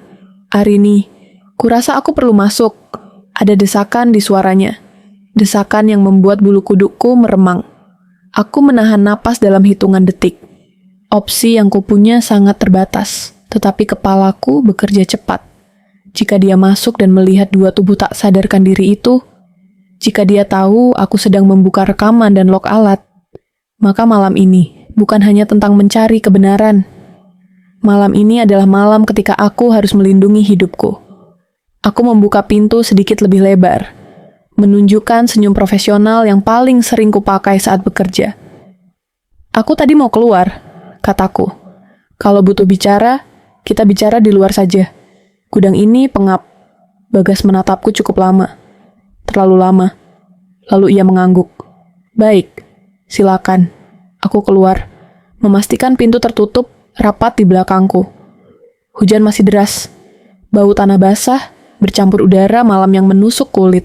Lampu lorong memberikan cahaya kuning suram yang tampak menambah tegang situasi. Ada apa, Dok? Tanyaku. Ia menatapku seperti sedang menilai. Arini, tadi aku melihat dua orang masuk IGD dengan kondisi kritis. Kecelakaan. Omong-omong, kau tahu sesuatu tentang kecelakaan itu? Aku berhenti bernapas sejenak. Tidak. Kenapa tanya begitu? Karena nomor kendaraan yang kulihat di laporan IGD mirip dengan mobil suamimu. Kalimat itu keluar begitu datar, begitu pasti. Dek, aku ingin jatuh, ingin menjerit, tapi aku tahan. Dadaku sesak, tapi aku menjaga wajahku tetap tenang. Sungguh, aku belum dengar. Bagas menyipitkan mata. Arini, Kalau ada sesuatu, kau bisa bicara padaku. Kita rekan kerja, bukan? Rekan kerja? Seseorang yang berulang kali memintaku memperbaiki alat tanpa laporan resmi? Seseorang yang paling mungkin tahu soal tampering sistem? Aku membalas tatapannya. Kali ini lebih berani. Apa yang ingin dokter dengar? Bagas menghela napas, lalu mendekat sedikit. Kau teknisi paling teliti di sini. Kau pasti tahu, ada beberapa alat pacu jantung baru yang hilang dari ruang penyimpanan. Dek, pernyataan itu bukan sekadar observasi. Itu tuduhan halus, tekanan. Dokter menuduh saya? Tanyaku hati-hati. Tidak, jawabnya cepat. Hanya memastikan, banyak orang gampang mengambil alat tanpa izin. Apalagi kalau seseorang punya alasan pribadi. Kalimat itu seperti pisau tumpul yang sengaja diarahkan ke dadaku. Ada dua kemungkinan. Bagas hanya mencurigai aku. Atau ia tahu sesuatu tentang malam kecelakaan itu. Lalu aku ingat satu hal. Fitur tampering yang kutemukan tadi hanya bisa dihasilkan oleh seseorang yang punya akses tingkat tinggi. Dan Bagas adalah orang yang selama ini mengelola banyak alat tanpa pengawasan ketat. Aku mengambil napas perlahan. Dok, malam ini saya lelah. Kalau tidak ada yang mendesak, saya ingin pulang. Ia menatapku lama. Tentu, katanya akhirnya. Tapi ingat, kalau ada apa-apa, hubungi saya dulu. Sebelum aku sempat menjawab, Bagas menambahkan kalimat yang membuat lututku melemas. Dan Arini, hati-hati. Malam seperti ini, banyak hal bisa terjadi tanpa ada saksi. Ia berjalan pergi. Tapi rasa dingin yang ditinggalkannya tetap tinggal di dadaku. Aku menunggu sampai langkahnya hilang di ujung lorong. Lalu aku kembali ke gudang, membuka pintu perlahan. Aku memeriksa Dion dan adikku. Masih tidak sadarkan diri, nafas stabil. Aku menutup pintu rapat, mengunci, lalu bersandar ke dinding. Tangan gemetar, pikiran kacau. Tapi ada satu hal yang kini jelas. Seseorang di rumah sakit ini mengawasi setiap langkahku. Entah untuk apa, tapi rekaman tadi tidak bohong. Tampering itu tidak bohong. Aku meraih alat pacu jantung itu lagi. Aku buka menu sistem. Ada satu file lain, terkunci dengan kode. Kode yang hanya dimiliki staf medis tingkat tertentu. Kepalaku tertarik mundur. Kode itu, aku pernah lihat di ruangan Bagas. Di papan tulis kecil, di dekat meja kerjanya. Kode yang pernah ia pakai saat memintaku memperbaiki alat tanpa laporan. Aku memasukkan kode itu dengan jari yang bergetar. Layar terbuka, dan apa yang muncul di layar membuatku tak lagi merasa sekadar seorang istri yang dikhianati, atau kakak yang kehilangan adik. Aku melihat daftar, nama pasien-pasien yang alat pacunya dimodifikasi secara ilegal, waktu pencatatan transaksi, perintah jarak jauh, dan di bagian paling bawah, mobil Dion, akses diperbarui 20, 340, 1, modifikasi rem, eksperimental. Aku menutup mulutku terisak tanpa suara. Tidak mungkin, ini bukan sekadar perselingkuhan, bukan sekadar kecelakaan. Ini pembunuhan, percobaan pembunuhan. Dan Dion bukan target satu-satunya. Aku menggenggam alat itu erat-erat, menatap dua orang yang kucintai dalam tidur mereka yang rapuh. Siapapun yang melakukan ini, bisikku, aku akan membongkarnya. Malam itu, konflik dalam hidupku tidak lagi berbentuk kecurigaan rumah tangga. Tidak lagi soal pengkhianatan. Tidak lagi soal adikku yang hilang. Malam itu, aku resmi masuk ke dalam sebuah permainan besar. Permainan mematikan yang tidak pernah kupilih. Dan aku harus memenangkan perang ini. Gudang itu tiba-tiba terasa terlalu kecil untuk menampung seluruh kebenaran yang menabrak hidupku sekaligus. Rasanya seperti dinding beton itu mengecil, menekan dadaku, memaksaku menerima semua yang selama ini tidak pernah terbayangkan. Di hadapanku, layar alat pacu jantung itu masih menyala, menampilkan daftar transaksi ilegal, modifikasi alat, dan log perintah jarak jauh. Semuanya tampak begitu rapi, begitu tersusun, seolah seseorang membuat catatan kecil atas setiap nyawa yang ia mainkan. Dan nama suamiku, Dion, ada di sana. Begitu juga catatan modifikasi rem, eksperimental. Aku memejamkan mata, mencoba menahan napas agar tidak pecah di tengah ketakutan yang mulai merayap. Aku harus bertindak sekarang. Suara itu melintas di kepalaku, bukan sebagai dorongan balas dendam lagi, tapi sebagai naluri bertahan hidup. Aku memandang Dion yang masih terbaring lemah. Jika aku terlambat sedikit saja, jika malam itu aku tidak lewat jalan sunyi itu, mungkin ia sudah menjadi salah satu nama yang dicoret di daftar itu. Begitu juga adikku. Aku bangkit, berdiri di tengah gudang sambil memikirkan langkah selanjutnya. Tetapi lantai terasa goyah di bawah kakiku, seperti dunia menolak aku berdiri lebih lama tanpa melakukan sesuatu. Arini, suaranya lirih, nyaris tidak terdengar. Aku membalikkan tubuh dengan cepat. Itu suara Dion. Matanya masih berat, tapi ia mulai sadar. Bibirnya bergerak pelan, menyusun kata yang sempat tertahan oleh kecelakaan yang hampir merenggut hidupnya. Arini, di mana kita? Aku mendekat, menaruh tanganku di bahunya agar ia tidak memaksa bangun. Tenang, kau aman. Aku membawamu ke tempat kerja. Kau butuh bantuan sesegera mungkin. Ia mengerjap, menatap wajahku dengan sorot bingung dan rasa bersalah yang sangat jelas. Arini, maaf, aku seharusnya bilang semuanya lebih cepat. Aku menarik napas panjang. Ingat kecelakaan tadi. Ia mengangguk pelan.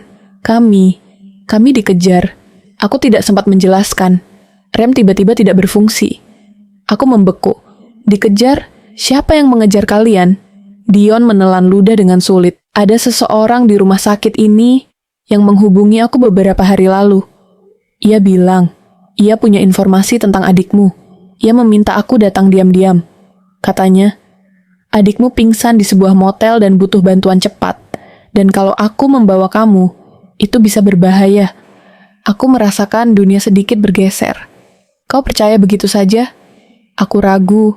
Tetapi saat aku sampai di lokasi, aku menemukan dia, adikmu, di lantai, kejang. Dadanya sakit. Ini bukan kondisi orang biasa. Dia sangat memburuk. Dion menatapku dengan bergetar. Aku hanya ingin menyelamatkannya dulu. Aku akan memberitahumu setelahnya, Arini. Aku tidak berniat menyakitimu. Air mataku jatuh begitu saja. Dan saat kami menuju rumah sakit, ada mobil yang mengikuti. Lampunya mati. Ia seolah sengaja menunggu momen untuk mendorong kami keluar jalan. Aku menutup mulut. Lock pada alat pacu jantung itu tidak bohong. Dion tidak sedang berselingkuh. Dia sedang mencoba menyelamatkan seseorang, adik kandungku sendiri. Dan seseorang di rumah sakit ini ingin menyingkirkan mereka. Aku menatapnya dalam diam. Ada ribuan hal ingin kutanyakan. Tentang adikku. Tentang pesan misterius itu. Tentang bagaimana ia bisa tahu lokasi adikku yang selama ini hilang. Tapi belum sempat aku bertanya lagi. Adikku mulai bergerak di ranjang sebelah. Tangannya gemetar, napasnya berat, matanya terbuka setengah. Kak, suara itu retak dan lemah. Aku langsung mendekat. Shh, aku di sini. Kau aman. Ia menggenggam lenganku, seperti seseorang yang kembali dari kegelapan panjang. Aku tidak ingat banyak. Seseorang bilang ingin membantuku, lalu aku dibawa pergi. Setelah itu, semuanya gelap. Aku menelan ancaman ketakutan yang menggumpal di tenggorokan. Siapa yang membawamu? Ia menggeleng. Suaranya familiar, seperti dokter. Kata itu menghantamku begitu keras, hingga aku harus menahan tubuhku pada ranjang. Wajah Bagas melintas di kepalaku. Cara ia memandangku malam ini. Cara ia mengucapkan kalimat bahwa banyak hal bisa terjadi tanpa saksi. Aku memejam, berharap itu hanya imajinasi. Tapi tidak. Terlalu banyak kebetulan dalam satu malam. Terlalu banyak potongan puzzle yang mengarah pada satu orang. Tiba-tiba, pintu gudang diketuk lagi. Kali ini pelan, tapi cukup untuk membuat seluruh tubuhku menegang. Aku menatap Dion. Ia juga mendengarnya. Wajahnya memucat. Ketukan kedua terjadi. Kau di dalam, Arini? Suara itu halus, lembut, dan memaksa. Dokter Bagas. Aku menutup mulutku, mencoba mengatur napas. Lalu aku meraih silet kecil yang biasa kupakai untuk memotong kabel alat medis. Bukan senjata, tapi cukup untuk bertahan jika situasi memburuk. Aku menunjuk ke lampu dan memberi isyarat pada Dion. Ia mengangguk lemah, mengerti maksudku. Aku mematikan lampu. Gudang menjadi gelap seketika, hanya disinari lampu neon yang tersisa di luar pintu. Ketukan ketiga datang. Kali ini lebih keras, lebih tidak sabar. "Arini, buka pintunya." Nada suaranya berbeda dari sebelumnya. Tidak lagi penuh basa-basi. Tidak lagi terdengar seperti rekan kerja. Tapi seperti seseorang yang takut rahasianya terbongkar. Aku mendekati pintu dengan langkah yang ditahan. "Kau butuh apa, Dok?" tanyaku, mencoba membuat suaraku setenang mungkin. "Pintu ini terkunci," jawabnya. "Ada laporan baru masuk. Aku harus mengecek sesuatu di dalam." Aku menggenggam silet lebih erat. Tangan kiriku meraih saklar lampu darurat yang ada tepat di dekat pintu. "Arini, buka pintunya," ulangnya. Suaranya kini terdengar tegang, hampir terengah. Aku tidak membuka. Aku tahu aku tidak boleh membuka. Jika aku membuka pintu itu, mungkin malam ini tidak hanya Dion dan adikku yang menjadi korban. Mungkin aku juga. Aku menggeser tubuh sedikit, memastikan suara langkahku tidak terdengar jelas. Lalu aku mendekatkan bibir ke celah pintu. "Nanti saja, Dok. Aku sedang melakukan pemeriksaan alat." Keheningan panjang. Sangat panjang. Hingga akhirnya, suara yang keluar bukan lagi permintaan, tapi ancaman terselubung. "Arini, kau membuat keadaan menjadi lebih sulit. Jangan paksa aku mengambil langkah lain." Dion menatapku dari ranjang. Matanya membesar. Adikku meremas selimut. Aku mendekat ke mereka, berbisik cepat. "Kita harus keluar dari gudang ini, sekarang." Di luar, Bagas mulai memutar-mutar gagang pintu, menggoreskan logam, mencoba membuka paksa. Aku sadar satu hal. Aku, Dion, dan adikku tidak lagi menghadapi kesalahpahaman keluarga. Kami menghadapi seseorang yang rela mengubah alat medis menjadi senjata. Seseorang yang menghapus nyawa dengan angka dan tombol. Seseorang yang kini mengetahui bahwa aku tahu segalanya. Dan pintu itu sebentar lagi akan terbuka. Malam itu, di gudang rumah sakit yang gelap dan dingin, tidak ada lagi ruang untuk ragu. Tidak ada lagi ruang untuk mundur. Hanya satu hal yang tersisa, bertahan hidup. Aku tidak pernah menyangka bahwa berjalan menyusuri koridor rumah sakit yang selama bertahun-tahun menjadi ruang kerjaku sendiri dapat terasa seperti menyusuri lorong penjara. Setiap lampu putih di langit-langit tampak lebih dingin malam itu. Setiap bayangan yang menempel di dinding terasa seperti mata yang mengawasi. Ada sesuatu yang berubah setelah aku menekan tombol pemutar rekaman digital itu. Rasanya seperti pintu yang selama ini tertutup akhirnya terbuka sepenuhnya. Dan apa yang ada di belakangnya bukan jawaban, melainkan jurang. Aku kembali ke gudang dengan langkah pelan. Pintu logam itu bergoyang sedikit, seperti dipukul angin. Dion masih terbaring di atas tempat tidur darurat. Wajahnya pucat, tetapi nadinya lebih stabil. Sementara itu, Rena, adikku yang selama bertahun-tahun aku kira sengaja menghilang, kini berbaring dengan oksigen terpasang, dadanya naik turun dengan ritme yang tidak beraturan, tetapi cukup menandakan bahwa ia masih bersama kami. Aku menatap mereka lama sekali sebelum menutup kembali pintu gudang dan memutar kunci kecil yang menggantung di gagang pintu. Saat logam itu berbunyi, dadaku serasa ikut terkunci. Aku bersandar pada dinding, memejamkan mata, mencoba menelan kenyataan yang terlalu cepat datang seperti ombak besar. Suamiku tidak berselingkuh. Dia menolong seseorang, dan seseorang itu adalah adikku. Air mata yang sejak tadi kutahan akhirnya menetes juga. Bukan air mata lega, bukan pula air mata bahagia, lebih seperti air mata malu, air mata akibat rasa bersalah yang tak tertahankan.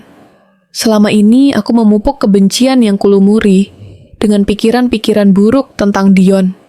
Semua isyarat itu, semua kecemasan yang kuanggap sebagai intuisi, ternyata hanya hasil dari luka lamaku sendiri.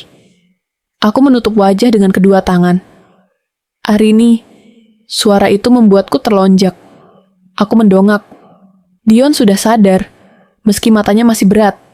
Ia mencoba bangun, tetapi aku segera menahannya. Kau tidak boleh memaksa diri, kataku. Ia menatapku lama, seolah sedang mencari sesuatu di wajahku. Di mana? Rena? Aku menarik napas panjang. Dia di sini, di ruangan ini. Kau membawanya tepat waktu, Dion. Kepala Dion kembali menyentuh bantal. Syukurlah, aku menunduk. Rasa bersalah itu semakin menekan di dada. Aku perlu mengatakan sesuatu, kataku, suaraku parau. Aku berpikir buruk tentangmu selama ini. Dion tidak langsung menjawab.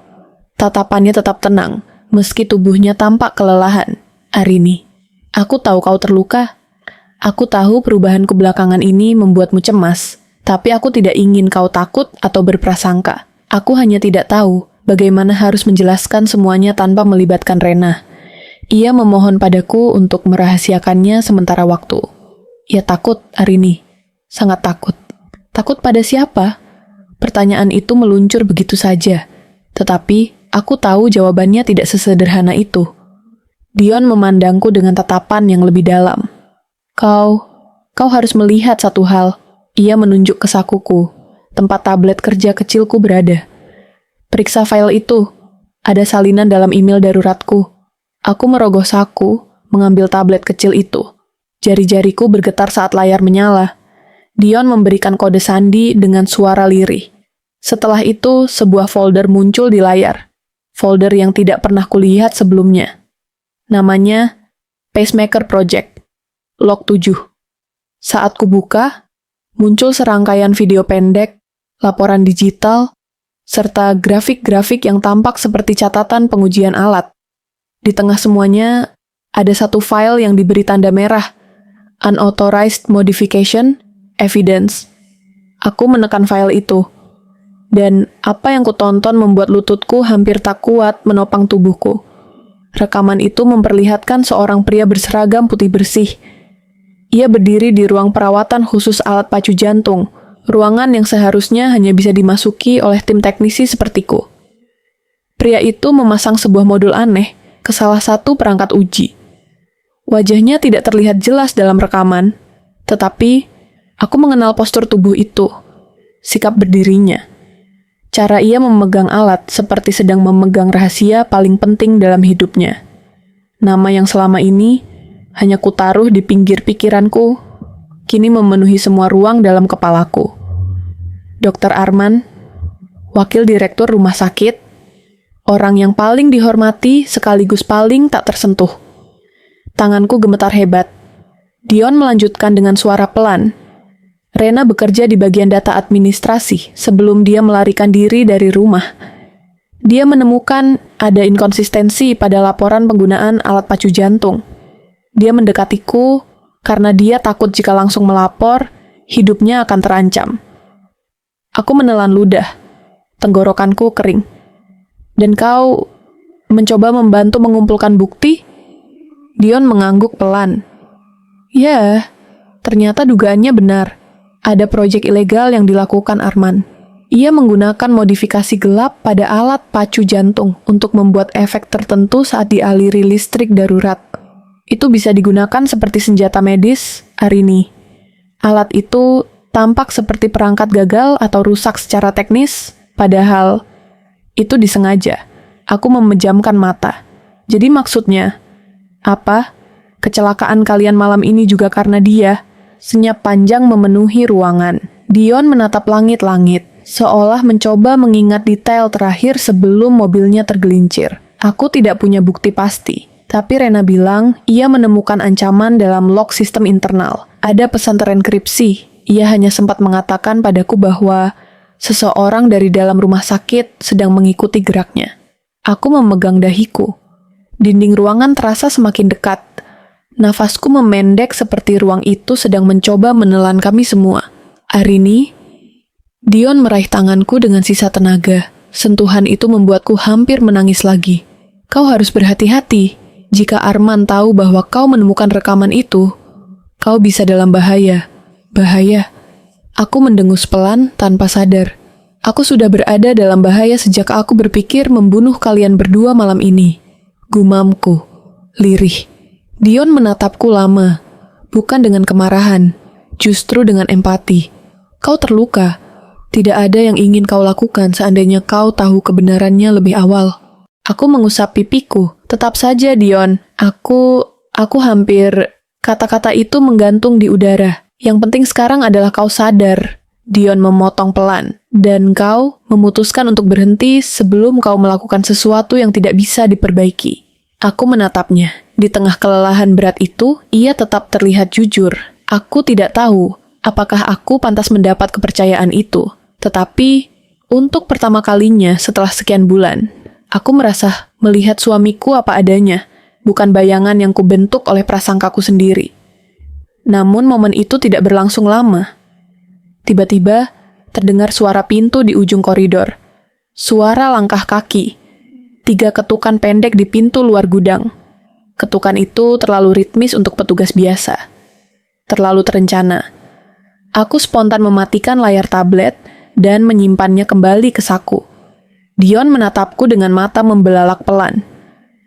Arini, jangan buka pintunya. Aku meraih pisau bedah kecil dari laci. Senjata apapun yang bisa kugunakan jika keadaan memaksa. Nafasku menegang. Jantungku berdegup seperti gendang perang. Ketukan itu terdengar lagi. Kali ini lebih keras. Lebih menuntut. Arini, sebuah suara memanggil dari luar. Suara laki-laki yang sangat aku kenal. Suara yang berusaha terdengar tenang. Tetapi, ada nada mendesak yang tidak bisa disembunyikan. Dr. Arman, bukalah pintunya.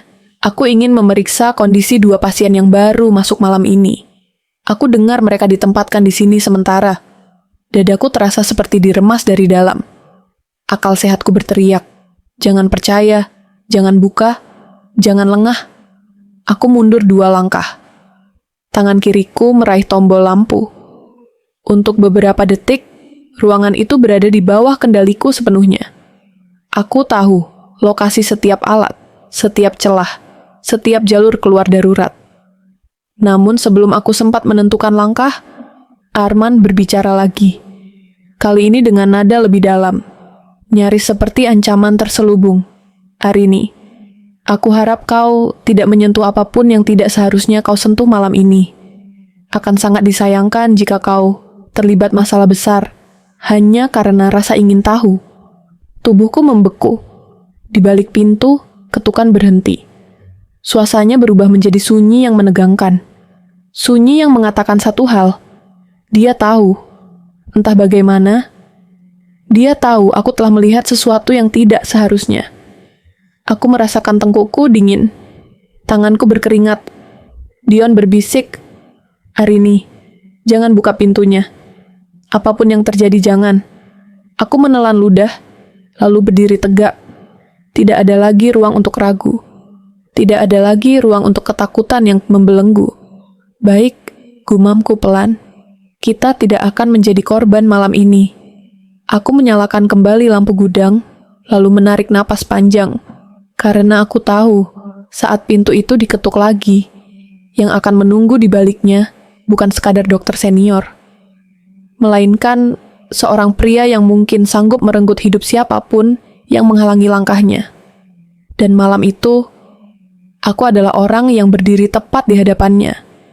Ketukan itu tidak datang lagi. Tidak ada suara langkah menjauh. Tidak ada bayangan lewat di balik celah pintu. Hanya kesunyian pekat yang terasa seperti tangan tak terlihat sedang mencengkeram tenggorokan kami. Aku berdiri tepat di depan pintu, pisau bedah kecil tergenggam erat di tanganku. Dion masih terbaring lemah, tapi matanya tidak lepas dariku. Kekhawatirannya jelas, tapi ia juga tahu. Aku satu-satunya yang mampu bergerak malam ini. Arini, bisiknya lirih. Apapun yang terjadi, jangan biarkan Arman masuk, dia bisa melakukan apa saja. Aku mengangguk. Aku tidak akan membiarkan siapapun menyentuh kalian. Tapi setelah itu, sunyi kembali merayap. Dan justru, kesunyian itulah yang membuat semua terasa lebih berbahaya. Orang seperti Arman, bukan tipe yang mengetuk pintu, tidak mendapat jawaban, lalu pergi begitu saja. Aku menempelkan telingaku pada pintu. Tidak ada apapun. Tidak ada napas. Tidak ada gerakan. Terlalu sepi. Perlahan aku meraih sakuku, mengeluarkan tablet kecilku, memastikan semua file bukti tadi masih tersimpan. Lalu, aku membuka kamera kecil yang tersambung ke CCTV gudang ini. Kamera yang hanya bisa diakses dari sistem internal teknisi. Saat gambarnya muncul, dadaku serasa berhenti berdetak. Arman berdiri tepat di sisi pintu. Tidak bergerak, tidak berkedip, hanya menunggu. Seperti seekor predator yang menunggu kesalahan kecil mangsanya. Aku menahan napas. Dalam gambar redup CCTV itu, Arman menatap lurus ke arah pintu seolah ia tahu aku sedang melihatnya. Lalu perlahan, ia mengangkat tangan, menyentuh lensa kamera di atasnya, menghapus debu samar yang menempel di permukaan. Bukan kebetulan, itu pesan. Ia tahu aku melihatnya. Tiba-tiba, suara alarm kecil terdengar dari pergelangan tanganku. Jam digital teknisiku memberi peringatan. Ada pembobolan akses sistem di lantai ini. Seseorang mencoba menonaktifkan semua sistem keamanan, termasuk CCTV, alarm, bahkan akses pintu darurat. Tidak lain, tidak bukan. Arman, Arini, Dion memanggil pelan. Aku segera mematikan tablet itu. Dia mencoba memutus sistem. Kita tidak punya banyak waktu. Pandangan Dion melemah. Ada pintu kecil di belakang rak oksigen. Pintu menuju jalur pipa. Kau bisa membawa Rena keluar lewat sana. Aku menatap suamiku lama. Bagaimana denganmu? Dion tersenyum samar. Aku tidak bisa bergerak, tapi aku tidak ingin kau membahayakan dirimu. Aku menggeleng. Aku tidak akan meninggalkanmu. Kita keluar bertiga. Arini, aku serius. Tanpa menunggu jawaban, aku bergerak menuju Rena. Kupastikan alat bantu napasnya stabil. Lalu, kuambil salah satu troli kecil, memindahkan tubuhnya dengan hati-hati. Nafasnya masih pendek, tapi ia stabil. Aku kembali ke Dion, memasang rem tempat tidurnya, lalu meraih kunci ganda dari laci. Arini, apa yang kau lakukan? Dion bertanya, terkejut. Jika Arman bisa mematikan sistem keamanan lantai ini, jawabku sambil memeriksa baut-baut engsel pintu kecil di belakang gudang. Maka satu-satunya jalan adalah menyeret kita keluar sebelum dia masuk. Aku membuka pintu kecil itu. Ruang gelap sempit, penuh pipa dan kabel. Jalur teknisi yang jarang digunakan. Namun masih cukup untuk lewatkan satu troli. Dion menatapku lama. Kau benar-benar berubah. Aku hanya melakukan apa yang seharusnya dilakukan sejak awal, jawabku. Melindungi keluarga.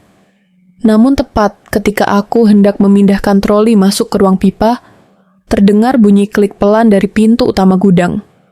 Seseorang sedang memasukkan kunci. Aku spontan memadamkan lampu gudang. Gelap total. Hanya suara napas kami yang terdengar. Tangan Dion meraih lenganku. Arini, cepat. Degup jantungku begitu keras, sampai rasanya seluruh ruangan bisa mendengarnya. Klik kedua. Engsel pintu bergetar. Pisau bedah di tanganku terasa semakin kecil. Sementara sosok di luar sana memiliki kekuasaan, akses, dan kemampuan untuk membuat kematian terlihat seperti kesalahan teknis belaka. Aku mendorong troli masuk ke jalur pipa lebih dalam, menutup pintunya pelan, lalu perlahan, pintu utama gudang terbuka. Cahaya dari koridor menyinari sedikit ruangan, menampilkan bayangan sosok tinggi dengan jas putih panjang. Langkah sepatu, formalnya masuk perlahan, tegas, yakin, seperti seseorang yang tahu ia adalah pemilik tempat ini. Aku tiarap di balik rak logam. Dion tak bisa berbuat apa-apa, kecuali menutup mulutnya sendiri agar tidak memanggilku. Arini, suara Arman menyebar ke seluruh ruangan, tenang namun mengandung ancaman yang jelas. Aku tahu kau masih di sini. Tolong, jangan berjalan ke arah tempat Dion. Tolong. Namun tentu saja ia berjalan ke sana. Suara langkahnya berhenti tepat di sisi tempat tidur Dion. Kau seharusnya tidak ikut campur, Dion, katanya datar. Tetapi, orang sepertimu selalu ingin menjadi pahlawan. Aku menahan napas. Arman mengangkat alat logam kecil, pengontrol pacu jantung eksternal. Bentuknya seperti remote dengan kabel kecil. Jantung manusia, ujarnya sambil menekan beberapa tombol. Sangat mudah dipengaruhi tegangan rendah. Kau pasti tahu itu. Tidak, Tidak, tidak. Aku tidak bisa diam lagi. Dengan sekuat tenaga, aku melempar tabung oksigen kecil ke arah meja belakangnya. Suara gedebuk keras menggema. Arman sontak menoleh. Dalam hitungan detik, aku berlari keluar dari balik rak, menubruk tubuhnya dengan seluruh kekuatan yang tersisa. Kami jatuh ke lantai. Pengontrol pacu jantungnya terhempas beberapa meter. Aku meraih pisau bedah, mengarahkannya ke dadanya. "Jangan sentuh suamiku," teriakku. Arman tersenyum tipis, bahkan dalam posisi terpojok. "Akhirnya kau menunjukkan diri." Ia mencoba melawan. Lengannya kuat, nalurinya tajam. Namun aku sudah terlanjur didorong oleh rasa takut, marah, dan keyakinan bahwa jika aku kalah, kami semua akan mati. Aku menekan lengannya sekuat tenaga. "Kenapa kau melakukan ini?" tanyaku. Napasku terengah-engah. Arman mendengus. Kehidupan adalah tentang mengendalikan sesuatu yang orang lain tidak mengerti. Alat pacu jantung itu masa depan. Alat untuk menciptakan kematian yang tak dapat dilacak. Tapi kalian terlalu ingin tahu. Ia tiba-tiba menendang lututku. Aku terjatuh ke samping. Pisau bedahku terlepas. Arman bergerak cepat, meraih alat pacu jantung yang tergeletak. Tangannya gemetar, namun tetap terarah. Namun tepat saat ia hendak menekan tombol. Tidak. Sebuah suara memecah udara. Bukan suaraku. Suara itu datang dari arah pintu kecil jalur pipa. Rena, adikku, berdiri terhuyung dengan selang oksigen masih menempel, memegang tabung logam kecil di tangannya. Dalam sekejap ia melempar tabung itu ke arah Arman. Tabung itu menghantam bahunya, membuat alat pacu jantung tergelincir dari tangannya. Aku kembali bangkit. Arman menoleh ke arah Rena, kaget, panik, marah. "Kau..." Belum sempat ia menghabiskan kalimatnya, aku menerjang dari samping, menabrakkan tubuhku sekuat-kuatnya. Kepala Arman menghantam sudut meja logam. Ia jatuh, tidak bergerak, sunyi. Hening panjang mengisi ruangan. Aku terhuyung, menahan rasa panas dan nyeri di seluruh tubuh. Nafasku tercekat. Dion memanggil pelan, "Arini, Rena." Aku mendekati tubuh Arman. Kupastikan denyut nadinya masih ada, lemah, tapi cukup. Aku tidak ingin menjadi pembunuh. Aku tidak ingin melanjutkan jalan gelap yang sempat kutapaki malam itu. Aku menatap adikku. Rena menangis tanpa suara. Aku tidak ingin kalian celaka," bisiknya. Aku meraihnya dalam pelukan, menggenggam tubuhnya yang masih lemah. "Kita sudah terlalu lama saling menjauh, Ren. Tetapi malam ini tidak akan menjadi akhir kita." Rena mengangguk sambil menahan tangis. Pagi menjelang ketika bantuan datang. Polisi, tim keamanan, tim medis yang jujur. Semua dipanggil melalui saluran darurat terakhir yang berhasil kuaktifkan melalui jalur pipa. Arman dibawa pergi dalam kondisi terborgol. Masih tidak sadarkan diri. Rekaman, file digital, serta pengakuan Rena menjadi bukti lengkap untuk membongkar seluruh operasi ilegalnya. Rumah sakit bergolak. Berita meledak di mana-mana. Nama Arman teruntuh. Dan untuk pertama kalinya setelah sekian lama, kami bertiga duduk bersama di ruang pemulihan kecil. Aku menggenggam tangan Dion, sementara tangan satuku menggenggam tangan Rena. "Kita hidup," kataku pelan. "Itu yang terpenting." Dion tersenyum lembut. "Dan kita bersama." Rena memejamkan mata, meneteskan air mata lega. "Terima kasih, Kak, sudah percaya padaku." Aku menarik mereka berdua mendekat. Untuk pertama kalinya, setelah malam panjang yang hampir merenggut segalanya, aku merasa rumah tidak lagi sekadar bangunan. Rumah adalah orang-orang yang kupilih untuk kulindungi. Dan malam itu, aku memilih untuk tetap hidup bersama mereka. Tamat.